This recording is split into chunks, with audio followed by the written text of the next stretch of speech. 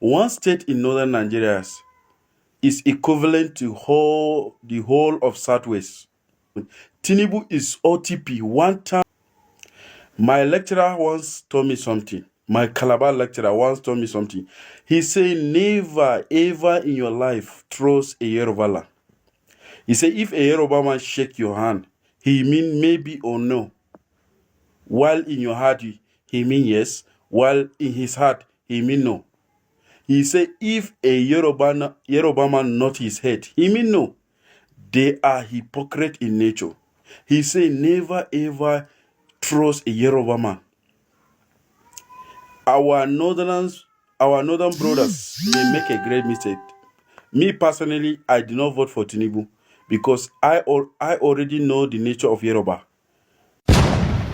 All sort of are filing names that we are parasites, that we are useless, that they are going to teach us a lesson 2027, that even if Tinubu excelled to become the next president of Nigeria, that they are going to bring somebody from south, not the north.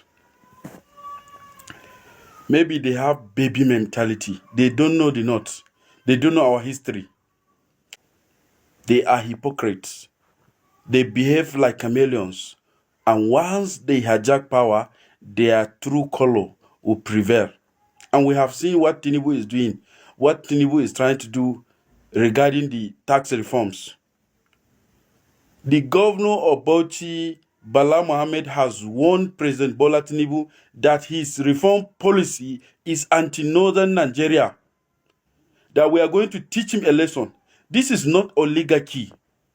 You understand? If he insisted that he is arrogant, that he insisted that the tax reform must come to stay, we are going to teach him a lesson 2027. He's going to lose election.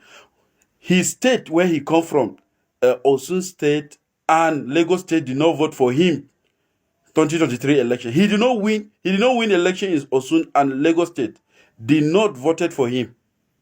Me personally, I did not vote for him. And this fight did not voted for him. He only got 8.4 million. This fight, four people came from the north. He did not even get a massive vote. You understand? Let me assure you, people from Southwest, that we are going to teach you a lesson. This is your hypocrite nature. We are going to teach you a lesson. You are going to lose election. And once a Yoruba man lost election, a Yoruba man will never ever rule this country. Even thinking of becoming a vice. Let me tell you, we are going to teach this Yoruba, this direct message to Yoruba land. Once Tinubu lost election, no any Yoruba man will ever click to power again. This is a message to you because we have already identified your hypocrite nature. My father told me, he said, never, my Calabar lecturer told me, never ever trust a Yoruba man because they have hypocrite nature. They have what they say and what they mean are two different things. Never ever trust them. They are hypocrite people in nature. This is a direct message to you. I'm just warning you, Yoruba people, that calling us all sort of names, insulting us on Twitter, TikTok, and Facebook will not make you to become a president 2027. Hello, good afternoon, viewers. This is Satellite Media. You are Mr. Sir? Dickin Johnson. Okay, Dickin Johnson. Let's all look at what is happening in the country. Because recently, we saw for the first time the son of the president, talking about Tinubu, moving around all the parts of the north, trying to reach out to the needy, trying to reach out to the poor in what looks like a giveaway. But surprisingly, the north is turning around to say you are sharing food for northerners and giving laptop to southwesterners. In the same vein, we saw an Obi who was virtually going to every part of the northern state to build borehole, to drip borehole. But the northern elements who did not want a southerner to come there and have influence, perhaps political influence, take on Obi and said Obi is bringing about borehole that is not qualitative enough. This time around, they are attacking Tinubu. What is your view? Thank you very much. Thank you very much. This is Nigerian politics, and like I've always told people, Nigerian politics with his kind of uniqueness, with his kind of peculiarity. I call it a theater of the half-sword, a theater of all sorts of contraptions, all sorts of strange things, strange bedfellows, all sorts of abnormalities, all sorts of so all sorts of things they take place in Nigeria. So things we never expected. People we never expected they could work together. People we never expected they could become sworn enemies. You see them come together. So it is not undone. Don't forget, in Nigeria, this is a place where you hear cases. You hear people talking of Amalan Beg Igbo politics. That's a brand of politics. Instituted by the late Lamida Adedibu in Ibadan. We have stomach infrastructure politics. Put in place by popularized by Fayose in Ekiti. Stomach infrastructure politics. You hear of Nakai politics. Our own is our own, popularized in the north. You hear of the Talakawa politics, popularized by the late Aminu Kanu those days. So it depends on the way you feel things. It depends on your own approach, your own modality to winning your audience, winning your voting populace to your side. It depends on the whatever gimmicks, whatever. Well, let me jump in here, sir. Because we have a situation where Dr. Garos Galolu is everywhere telling the president that they not made a mistake voting for you in 2023. The mistake is said they don't hope to repeat in 2027.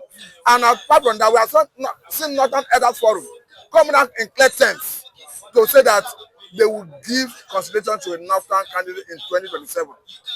And Middle Belt is saying we are not going along with the North this time around. We are going to go with Tinubu. Do you think a Tinubu have an inroad into the North from 2027? And those people you're talking about Dr. Jalolo, talking about ACF. Where was ACF even in 2023? These are people without any known moral justification to talk about Tinubu president. In any case, the Arewa Consultative people never voted, never rooted for Tinubu during the 2023 general election. Besides, most of those people, those names being mentioned, those characters, those funny individuals, and they are political non-entities. These are people without any known identifiable political base in the north. So we have people calling the shot in the north today. We have the likes of Badaru Abubakar. Those are the people being respected in the north today. Even Dr. Jalolo, well, in his home state, perhaps in Adamawa, he will not control the kind of command, the kind of followership, the kind of court followership of Ribadu in the north. Those guys have no, they are just trying to grandstand and just to create attention, just to create a kind of to command the attention of the presidency. It's normal in a polity like this. It's a welcome idea, but by the time you now go there somewhere by saying that you are not going to root for Tinubu, you are not going to work with Tinubu come 2000, and by so doing Tinubu will lose in 2027. That's laughable. But they don't have that kind of let me bring in question. What message do you have for those who are said because the popularity of Tinubu is going down in the north? That is why Tinubu is trying to go there to rekindle the hope of the Northerners in Tinubu presidency. Who are the Northerners being talked about? Unless the word Northerners changes meaning. Why I'm saying it, I understand what you're saying now. Under protest, people were virtually calling for military intervention in the north as a way of being dissatisfied with the approach of the current government. So people are saying that because the north are already losing interest in Tinubu's administration, that is why Tinubu is drafted to go and market Tinubu in the north again. Most of the arguments being put forward by all these people, those arguments I see as a mere elitist argument. Those are the few similarly educated guys in the north. The real voters in the north, they will not come out to say order. The real voters in the north and the fringes, they are in the interlands of Borno. They are in Bama, they are in Baga, they are in Mishika, they are in Mubi, in Adamawa. Those are the real voters calling this swing, pulling the swing in the north. And that's an elitist argument. Okay, now let me take this argument conversation to another direction. Because you did mention the then strong man of Ibadan politics. You mentioned, maybe you didn't mention the then popular man in Kwara talking about Saraki. Yeah, the point I'm making here is currently we have a situation where in River State, one man seems to be cutting the shot, talking about the FCT minister.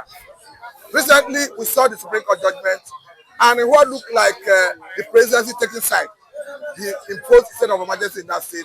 We have seen so many positions to that state of emergency, ranging coming from NBA, coming from Jonathan and Obasanjo, and even the presidential ally, talking about Professor Olejeka, have come out to criticize the president on it. I thought we have done with God for that reason. Like I told somebody a while ago, our democracy is a process. It's a journey. It is not a destination.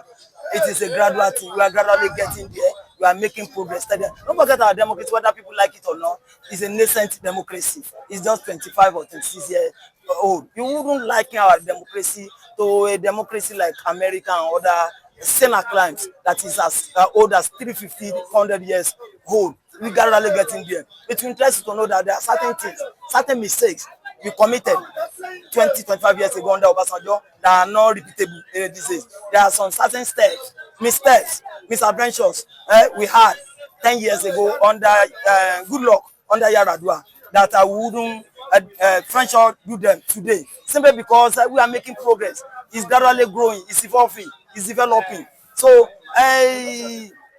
most of those people you talk about, the likes of Obasanjo and other women Nigerians, unfortunately, a vast majority of them, they don't even have the moral justification to condemn Mr. President concerning the state of emergency. And Obasanjo did the same thing. But let me bring this angle. And Obasanjo did the same thing. So I was coming there. Someone like Jonathan imposed state of emergency under his watch. The template is different. The template is different. Of course, he did that. In this case, Mr. President is he's been proactive. He's been proactive. Don't forget, in any given political administration, in any given setup, the primary responsibility of any government is the security of lives and property. And the honors lies on Mr. President to be proactive, to protect lives. Wanton life, the looming loss of lives, the imminent breakdown of law and order in Rivers State, as threatened by those militants in the creeks. He should Fubara be impeached. You're talking about partiality. What do you mean by partiality? So, which one is even better? For Mr. President to let loose those assembly members to carry out their impeachment threat against Fubara, or to declare a state of emergency whereby both camps will be sacked? Which one is partial? Which one is partisan? Is it not better to sack both camps and to maintain a semblance of balancing, a semblance of fairness and equity, than sacking only Fubara, allowing them to sack him? And the whole place is just thrown into chaos. It's thrown to, so Mr. President is trying to maintain law and order.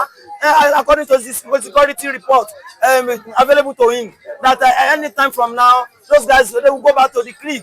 And of course, you know, the kind of sabotage that will go with a bombing of pipelines. The country will lose in millions of dollars. So the burden lies on Mr. President to be proactive before they start doing all that, to do what he sees. Let me bring this question. Beyond being proactive, legal luminaries have subjected Section 305 of 1999 Constitution as amended to scrutiny, to the extent that it does not empower the president to unilaterally remove a sitting governor. Where were those when we applied the doctrine of necessity during the Yaradua administration to install Mr. President Goodluck as the acting president? So if the truth of the matter is that some things are giving political solutions as against the courtroom solution, as against the legal approach. So in your laws are made for people. People are not made for laws, for crying out loud. There are sometimes you apply executive order. You apply the prerogative to return sanity, to inject sanity in the politics. Because what we are saying is that by so doing, by this act of Mr. President, that the rule of law is now a meritorious, that they have no force of the law. But beyond that, let me take you to what is happening in Kogi State. Kogi? And as we speak today, the Attorney General have asked the Senate leadership to resign. Talking about the issue involving Senator Natasha Akpoti, who is facing recall. And as we speak, I have come out to say that those that submitted petition against her did not meet their own criteria, because according to them, phone numbers and addresses of those who signed it. That of Natasha is better forgotten than discussed. They are playing to the gallery. Those attempting to recall And never in the annals of this country has anybody been successfully recalled. They thought with the idea of recalling Dino Melaye 9 years ago, it failed. It was a woeful failure. And just like the case of Melaye, like Natasha, that of Natasha too will hit the rock. It will not stay true. They will not make it. I don't see them getting the required figure, the required number to get him recalled. In any case, it is not in bad faith. Why would you want to recall him? That's nothing but political vindictiveness, political perfidy. Right? By trying to recall him simply because she's airing her views, simply because she's expressing her views.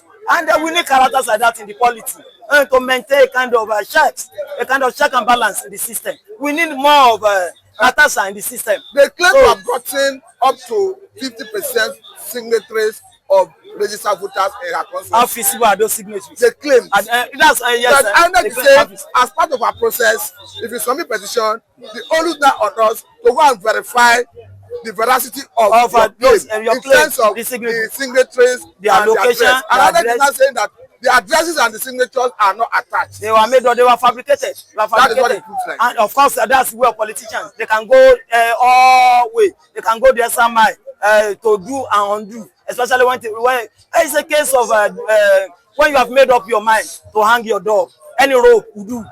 So that's exactly what they are doing. Let me bring this angle because there's a trending video where you can clearly see about 2 or 3 persons sat in a room signing for everybody. No, sir. That's exactly what I talk about. Maybe they want to rig the process. When were those days? Maybe they want to rig the process. It will not work.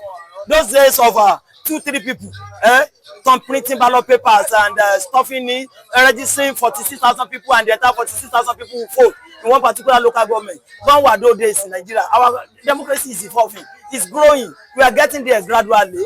Those days of 2 or 3 people sitting, trying to collect signatures to nail people. When were those days? It will not see the light of the day. It will collapse like a pack of badly arranged poker cards. I don't see Natasha going anywhere. The worst case scenario, the worst they can do to him is what has been done already, suspending him in the Senate. But as for the recall proper, forget it. It will not see the light of the day. It is not in bad faith, and I don't see any reason why they would want to do.